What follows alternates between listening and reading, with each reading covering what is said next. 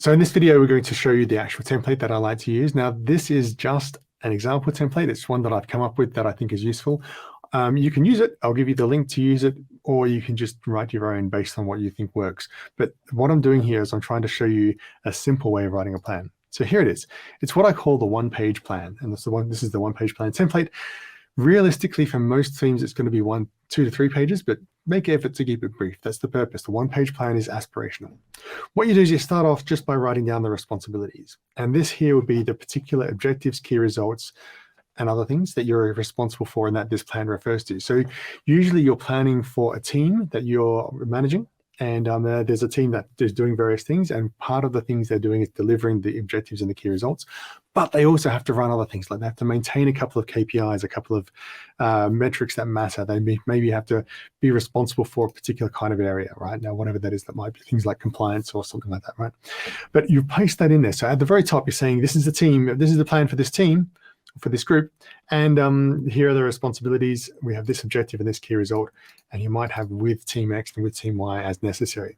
So you're putting this at the top here because that's going to keep people focused on what are you actually trying to achieve here. A KPI, for example, might be something like maintaining the conversion rate. If you're not focused on increasing it in the objectives, but it's actually a metric that matters to you, you might put that there, for example.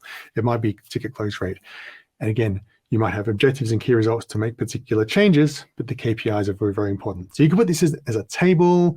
You could do whatever makes sense here, but you want to just have them listed out so that it's clear. And then you write down the plan. Now, what I've written here, this is, again, it's in a link, but organize the plan however makes sense for your context. It could be with headings for every key result and just say, here's what I'm going to do, and here are the big rocks or the pebbles or the tasks that we're going to do, the initiatives, if you like, for each plan.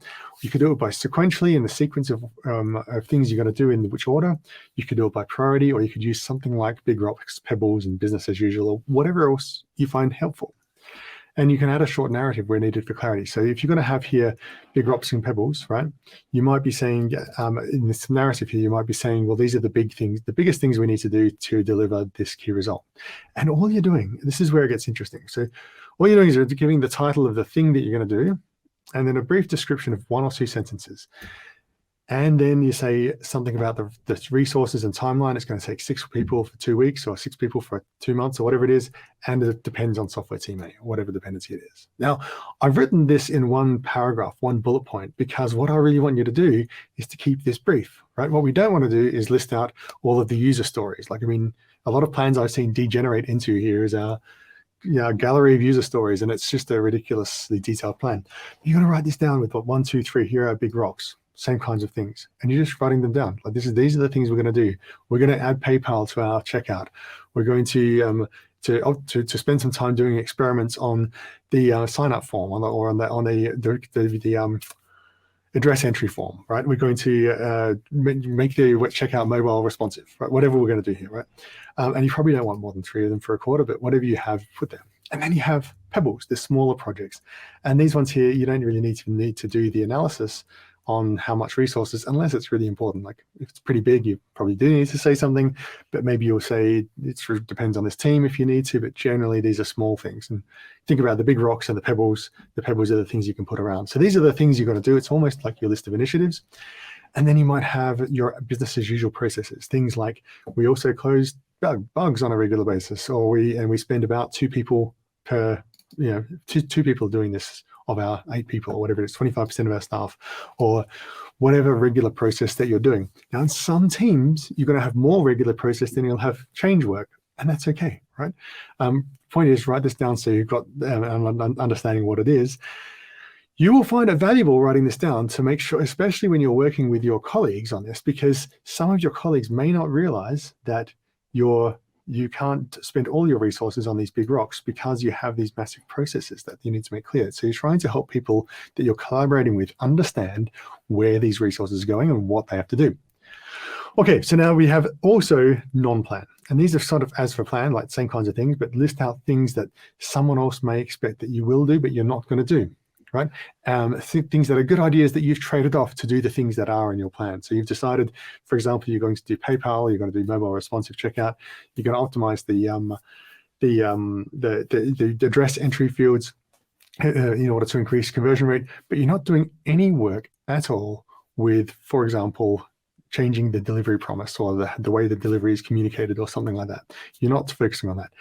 And you want to write this down here, because then people who read this plan, see this plan and understand it, they don't make assumptions that that's what you're going to do, right? So something that they might expect you'll do, good ideas you've traded off in order to do the things in your plan, in order to make sure you have the resources, and good ideas you would do if you had some extra resources. And depending on your team, sometimes you can get extra resources for doing these things. So your colleagues will see, you've got these good ideas, they're great, but we don't have the resources to do them, or we're not doing them so that we can do these other things. And then you list out your resources, and you might have to summarize on a table if you have complex resources and ramp up time for people and hiring time and stuff like that. Or you might just be able to say, we have 7 people on our team, 2 seniors and 5 juniors. I've got to do some arithmetic in my head. 7 people in our team, and this is how they're allocated. We've got 4 people doing the regular business as usual processes, and these projects are being done by the 3 people, right? List out the risks, just a few of them. You don't need to be thorough. You don't need to be a lawyer. It's not about covering your ass with everything. It's just about, make sure you highlighted the main risk areas, the things that you want people to know and think about. The purpose of this, again, is when you're reviewing this, whether it's before the start or during the weekly meeting, that it helps prompt people to think, are these risks happening? Are we having a problem here? And then finally, you might put your projections, and this might be milestones along the way. It might be metrics and projections to help you know you're on track. What I'm going to do is show you an example of these, right? So this example will help you understand. So in one team, this is an onboarding team, you have a key result to increase the number of clients onboarded per day from 250 to 600, whatever it is. We're onboarding clients per day, right? And we have a plan here to hire, onboard, and train 3 more people by week 7, increasing the team size from 5 to 8, and the clients onboarded per day from 250 to 400. And the estimating hiring effort is included in our business as usual. We're already doing this, so we're not adding this. But increase the clients onboarded per. Well, this isn't quite lined up right. Let's just fix this. Yeah, right. There we go. Increase the clients onboarded per day per person from 50 to 75 by improving the processing tool to reduce processing time by 10% with software team A, the commitment.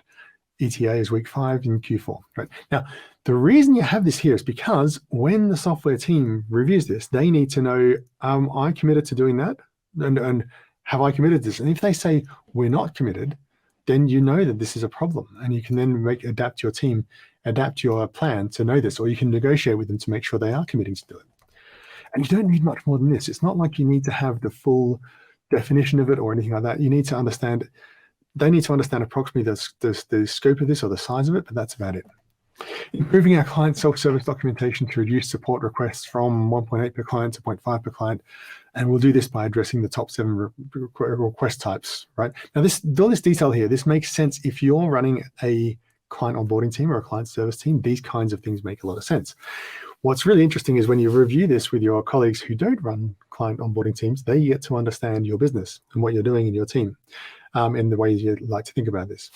And we've said here it's an internal commitment of half a person effort for 4 weeks. And then we're going to review our workflow to identify breakpoints where onboarding gets stuck and address the best ones, right? And we can say the commitment of this. In our non-plan, we're saying we're not tiering our clients, same service for all. Now, that's because maybe someone thinks that that's really important. Maybe marketing thinks expecting it to happen. Maybe sales is expecting it to happen. But we're saying we're not doing this. We just have the same service for everybody. And we're assuming that there's no changes to onboarding requirements. And product team needs to know this because you're making that assumption and you're not planning to change anything. So if they know that they want to change the onboarding requirements, they know that they need to talk to you about this and make sure that you're planning to do it. And once you review just that, it's only 1 page, right? And this is represented, it's only half a page even. Representing that, that's a really useful conversation you can have with product, with the engineering teams, potentially quite likely with sales and marketing and other people there who will then understand your business better. Now your resources, you've got here, this is the resources, make sure that finance have approved this and are they happy with it, or whoever needs to approve it, have they approved this? Because if they haven't, you've got a risk. And a senior client on a board reduces capacity by 25 a day. So someone who's senior is doing less. The risks, hiring has been challenging and 3 people by week 7 is ambitious. You review this again with your HR and your other people in your colleagues and in your team and so on. And they say, in the past, we've only hired 1 person a month. So this is crazy. We can't possibly do this. And now at least you know we either have to have a plan to mitigate this risk, or we have to change our expectations on what we're going to get done. We may not be able to identify enough specific workflow improvements. Now, whatever this is the workflow, right? Identify places where onboarding gets stuck. We may not be able to identify these. We think that they're there, but we may not be able to identify it. It's handy to know this up front, because now we know that this is a risk and we might not be able to get there. And half a person effort may be unpredictable and time may not be accurate. We don't really know how to assess this, but I want everyone to know that we don't know how to assess this. This is not like a specific thing. This is not like a well-planned sort of like it's going to be 4 weeks, it's a blueprint, right? We don't really know. We think it's like this. And the projection, you might have the projections for various items in here. But we think that if you're on track, we should have week 6 about to 330 a day and week 10, 500 a day. Maybe you'd put this into a graph or something a bit more interesting. Maybe not. Maybe you just put it into a table. That could be simple here. Maybe you just put the projection of things up here of how that increases it. Like actually, if you look this up, you can see how it kind of is there as well. But what we're doing here is we have this plan, and now you can see going through the quarter, we can see, are we on plan? Oh no, we're not on plan. And it turns out that we're not going to be able, we're way behind hiring the people. But actually everything else we're doing fine with. So we're going to manage to do this fine, except for hiring people. And so we're going to be behind on this by that much. And now we have to make sure that the other people are willing to adapt to our slightly lower number of clients onboarded or whatever we're doing. I've got a couple of other examples here. You can have a look at these on the link, but basically it's just some ideas of how you can write these things. Goodness me, I don't know what happened to my formatting here, right? How you can go through a product team example we have this increased conversion rate. Here are some ideas of what you can do, some risks and projections. You can see that I've dropped some things and it's fine, right? It's fine to drop some things. Just write down the things that you think are useful. Launch a demo iOS app, plan, risks, right? We haven't even got a projections here because actually it's really hard to project this, but maybe you would do this. Maybe when you're reviewing it with someone will say, you know what, you can have a projection here because we can have the demo outside of the App Store here, right? Or whatever it is by this date. So that's basically the idea of how to write a plan. And I will put this into the notes so you can click on that and have a look at that sample. You can adapt it. But my point with the plan is not to follow this specific example here, but that's a way you can make a short plan that's going to work really easily for almost anyone and any team. And what you want to do is take whatever makes sense for you and your group and make it really lightweight so that you can use it as a tool to create alignment and to create change.